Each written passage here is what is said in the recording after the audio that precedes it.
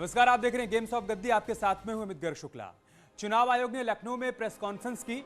इसमें अगले साल यूपी में होने वाले विधानसभा चुनाव पर बात की गई। चुनाव आयोग ने बताया कि यूपी के सभी दलों ने उनसे समय पर चुनाव कराने की मांग की है। मतलब कोरोना के नए वेरिएंट ओमिक्रॉन की वजह से चुनाव शायद अब ना टाला जाए, ये भी साफ होता दिखाई दे रहा है, क्योंकि चुनाव आयोग ने कहा है कि चुनाव की तारीखों का ऐलान 5 जनवरी के बाद कभी भी हो सकता है।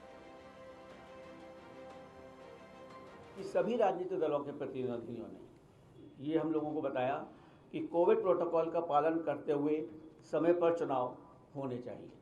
तो सबसे प्रथम सभी दलों ने without any difference of opinion सभी ने कहा कि कोविड को ध्यान में रखते हुए समय पर चुनाव कराए जाए।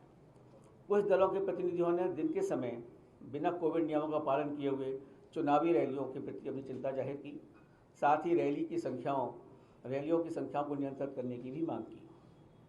उन्होंने ये भी सुझाव दिया कि घनी आबादी वाले पोलिंग स्टेशंस को खुले स्थानों में किया जाए ताकि कोविड प्रोटोकॉल का पालन करते हुए मतदान संपन्न हो सके।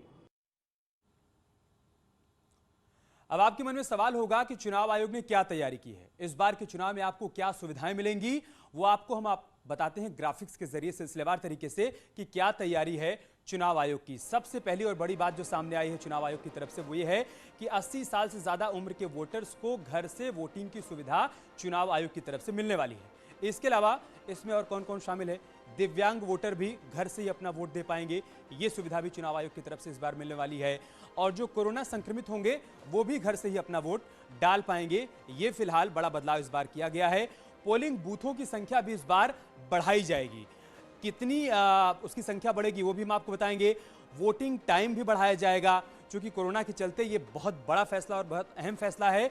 400 मॉडल पोलिंग बूथ भी इस बार बनाए जाएंगे, ये भी चुनाव आयोग की तरफ से साफ कर दिया गया है। तो ये बड़ी बातें जो चुनाव आयोग की तरफ से कही गई हैं। आदर्श पोलिंग बूथ भी बनाए जाएंगे, 800 महिला पोलिंग बूथ भी बनाए जाएंगे ताकि महिला वोटर्स को किसी प्रकार की कोई दिक्कत, कोई परेशानी फिलहाल ना हो। ये तय किया गया है चुनाव आयोग की तरफ से। दरअसल 5 राज्यों में विधानसभा चुनाव होने हैं। इसमें उत्तर प्रदेश, उत्तराखंड, पंजाब, गोवा और मणिपुर शामिल हैं।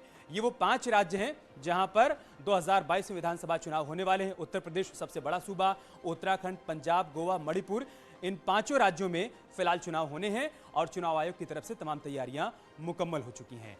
राजनीतिक दलों के सुझावों के आधार पर चुनाव आयोग ने कुछ बदलाव भी किए हैं। चुनाव आयोग ने बताया है कि कोरोना संकट को ध्यान में रखते हुए इस बार कुछ बदलाव किए गए हैं। वो बदलाव क्या हैं वो भी हम आपको सिलसिलेवार तरीके से बताते हैं। बदलाव ये है कि इस बार कुल जो पोलिंग बूथ होंगे वो होंगे 1,74,391। ये नंबर्स तय किए गए हैं चुनाव आयोग की तरफ से ताकि वोटर्स को कोई दिक्कत ना हो। पहले 1500 वोट की क्षमता हुआ करती थी, लेकिन फिलहाल इस बार उसको घटाया गया है ताकि कोविड प्रोटोकॉल का पालन होता रहे। अब सिर्फ 1200 वोट की क्षमता एक पोलिंग बूथ पर इस बार दी जानी है। इसके अलावा एक और बड़ा बदलाव यह हुआ है कि 4030 मॉडल पोलिंग बूथ भी इस बार बनाए जाएंगे, जो कि मॉडल प्रस्तुत करेंगे। प्रति विधानसभा 10 मॉडल बूथ फिलहाल बनाने का लक्ष्य चुनाव आयोग की तरफ से तय किया गया है। ये एक बड़ा बदलाव हुआ है। सभी बूथ पर ईवीपी और वीवीपैट की सुविधा भी उपलब्ध रहेगी ताकि किसी के मन में कोई उहापोह ना हो कि उसका वोट किसको गया। ये बड़े बदलाव इस बार फिलहाल चुनाव में किए गए हैं। आगे बढ़ते हैं। मुरादाबाद में बीजेपी की विश्वास यात्रा में अमित शाह शामिल हुए। इस मौके पर उन्होंने एसपी, बीएसपी और कांग्रेस पर सियासी हमले तेज कर दिए। यूपी चुनाव में बीजेपी को जीत दिलाने के लिए अमित शाह खुद कमान संभाले हुए हैं, लगातार रैलियां भी कर रहे हैं और विपक्ष को घेर कर जवाब भी मांग रहे हैं। इस मौके पर मुरादाबाद की रैली में अमित शाह ने एक नारा एक बार फिर से दोहराया और कहा कि अब की बार बीजेपी 300 पार।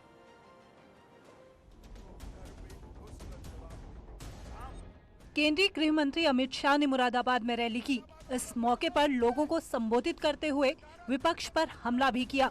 उन्होंने दावा किया कि एसपी, बीएसपी और कांग्रेस एक साथ भी आ जाएं, तब भी बीजेपी के सामने दाल नहीं गलेगी। ये बुआ बबुआ 15 साल राज करे, 15 साल क्या हालत करा था हमारा पश्चिमी उत्तर प्रदेश का। यहां से लोग पलायन होने लगे थे। बाबू हुक्मदेव जी को यहां से पलायन के विरोध में आंदोलन करना पड़ा था या नहीं करना पड़ा था? जोर से बोलिए, करना पड़ा था या नहीं करना पड़ा था? आज पलायन करने वाले पलायन कर गए हैं, जनता को डरने की जरूरत नहीं है। यूपी में अब कानून व्यवस्था को आधार बनाकर बीजेपी जनता के बीच जा रही है और विपक्ष को घेरने की कोशिश कर रही है और बीजेपी की सरकार बनाने की अपील कर रही है। 300 पार कर लेंगे। मुझे बताओ 300 पार करोगे भाई? जोर से बोलो, करोगे भाई? तो मैं बोलूंगा अब की बार, आप बोलोगे भाजपा 300 पार, बोलोगे?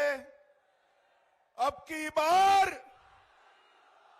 अब की बार, अब की बार देखो भाई, 300 पार करनी है तो मुरादाबाद एक ही जनपद है जहां हम घाटे में रहे थे। इस बार संकल्प करिए, मुरादाबाद से 6 के 6 सीटें कमल के निशान वाली निकलनी चाहिए। वैसे किसके दांवों में कितना दम है, ये तो चुनाव के बाद तय हो ही जाएगा। जनता किसकी सरकार बनाएगी और किसको आईना दिखाएगी, ये सब कुछ समय के गत में छिपा है। अखिलेश बाबू, आपका निजाम का मतलब शासन होता है।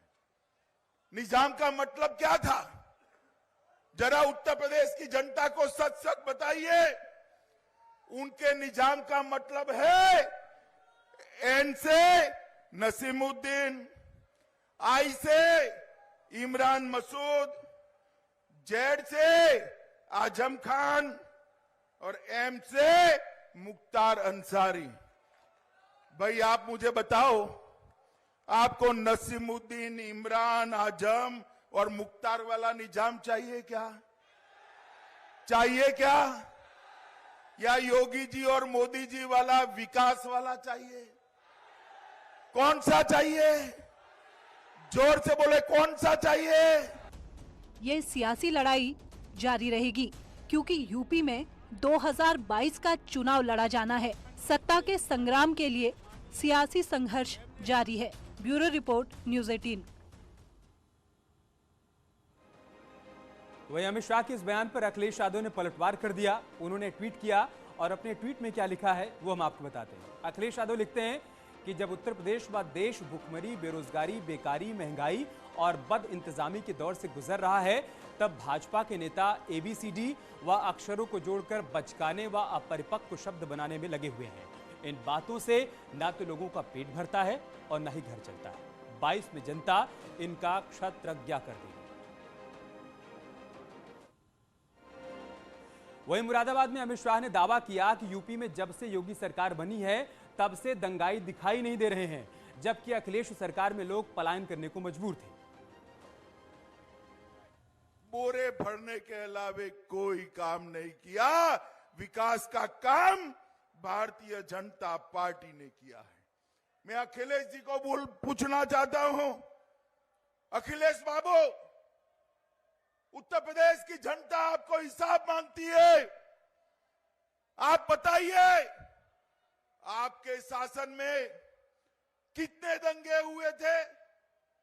जवाब नहीं देते। मैं दे देता हूं। अखिलेश बाबू के शासन में 700 दंगे हुए थे। ये मेरा पश्चिमी उत्तर प्रदेश, चौधरी चरण सिंह का प्रदेश पूरा लहूलुहान कर रख दिया था। और आज योगी जी की सरकार बनी है। दंगा करने वालों की हिम्मत नहीं है। आंख उठाकर छोप देखने की मित्रों हिम्मत नहीं। वैसे सरकार लगातार दावा कर रही है कि यूपी में जब से योगी सरकार बनी है तब से लेकर अब तक कोई दंगा नहीं हुआ है, लेकिन रिकॉर्ड बुक क्या कहती है वो हम आपको बताते हैं। जो बातें सामने आई हैं, क्या कहते हैं आंकड़े। 11 दिसंबर 2018 को हंसराज गंगाराम अहीर ने लोकसभा में क्या बताया था वो हम आपको समझाते हैं। उनकी तरफ से कहा गया कि 2017 में यूपी में 195 सांप्रदायिक हिंसा की घटनाएं हुई हैं। यह कहा गया है सदन के भीतर। सांप्रदायिक हिंसा में 44 लोगों की मौत हुई है और 542 लोग घायल हुए हैं। ये सब कुछ रिकॉर्ड में है।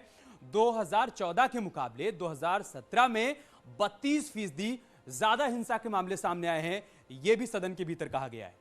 साथ ही साथ 2017 में भारत में कुल 822 सांप्रदायिक घटनाएं हुई हैं। उत्तर प्रदेश में कितनी घटनाएं हुई हैं वो भी आप समझिए। ये सारी बातें कही गई हैं हंसराज गंगाराम अहीर की तरफ से लोकसभा में सदन के भीतर। अखिलेश यादव उत्तर प्रदेश वासियों, एसपी और अन्य सहयोगी दलों से अपील कर रहे हैं। क्या अपील कर रहे हैं वो भी हम आपको समझाते हैं। वो कह रहे हैं कि हर महीने की 30 तारीख को मनाए जाने वाले हाथरस की बेटी स्मृति दिवस की कड़ी में आज लोगों को दलित व महिला विरोधी भाजपा की बर्बरता याद दिलाएं। सभी से अपील है कि आज हाथरस की बेटी स्मृति दिवस की स्मृति जन जन को कराएं।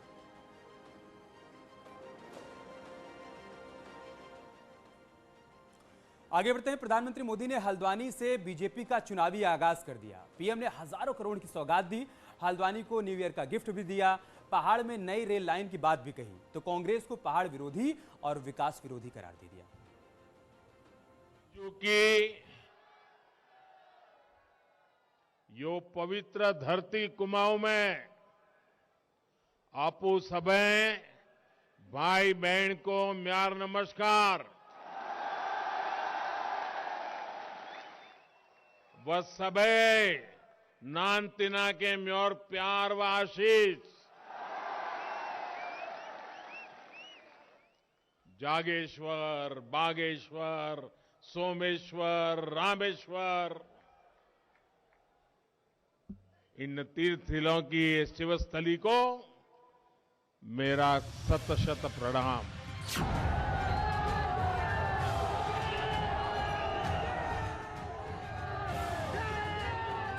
कुमाऊं के द्वार में प्रधानमंत्री नरेंद्र मोदी ने कुमाऊनी बोली में कुछ ऐसे ही बीजेपी के चुनाव अभियान का शंखनाद कर दिया। पीएम मोदी ने 17,500 करोड़ की 23 परियोजनाओं का शिलान्यास और लोकार्पण किया, जिसमें एम्स का सैटेलाइट सेंटर भी शामिल है।